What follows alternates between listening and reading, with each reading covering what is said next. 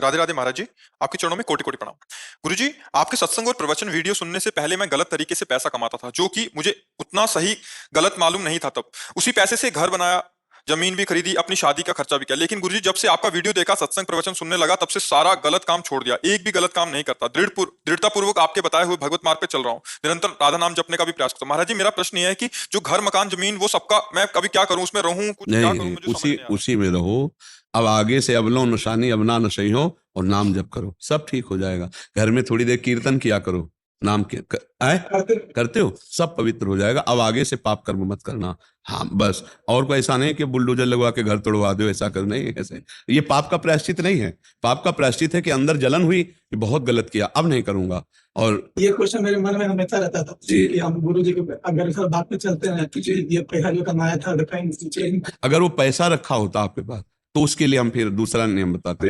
हाँ तो बस फिर आप चिंता मत करो, नाम जप करो, भगवान नाम कीर्तन घर में करो। और कभी कोई संत महात्मा दिखाई दे तो घर में बैठाल के प्रसाद पवा दो। कभी कोई ऐसे भूखा प्यासा दिखाई दे उसको पवा दो। कभी कोई ऐसा बीमार नजर आवे जिसकी औषधि के लिए पैसा नहीं, तो अपनी कमाई का पैसा उसके लगा दो, तो आपके सारे पाप नष्ट हो जाएंगे। भगवान का नाम कीर्तन और परोपकार, इससे बहुत जल्दी लाभ मिलता है। और बड़ी कृपा है कि आप इतनी छोटी अवस्था में सावधान हो गए कि पाप कर्म छोड़ दिए। नहीं तो कौन मानता है, पैसा के आगे कौन मानता है। प्रायः जब बड़े बड़े अधिकार पदों में आते हैं तो उनसे यही प्रार्थना करते हैं हम कि बस एक प्रार्थना आपसे है कि आप कभी किसी से घूस न लीजिए, किसी का अहित मत कीजिए। सबसे बड़ा ज्ञान है।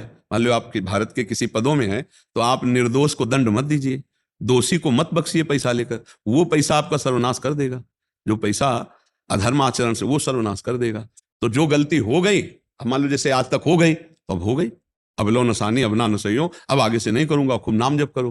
पर ये तब है जब तक आपको पता नहीं था। जैसे आप सुन लिया तो अब लगा एक पॉइंट तो है ही है, 2-4 साल बेईमानी करके बढ़िया बिल्डिंग खड़ी कर लेते हैं और फिर बाबा से प्रार्थना कर देंगे कि गलती हो गई तो वो फिर आपको दंड भोगना पड़ेगा। आपको पता नहीं है, अब सत्संग सुना, अब पता चला, तो अब लो नसानी अब ना नसइयो, आज तक गलत किया अब नहीं करूंगा, तो भगवान उसे क्षमा कर देते हैं। हम तो हम सर्व पापेभ्यो मोक्षयिष्यामि मा शुचा। इसलिए डरो मत, नाम जप करो। दूसरों का कभी उपकार करने का अवसर आवे तो मेहनत की कमाई से उपकार कर देना दूसरों का, समझ रहे।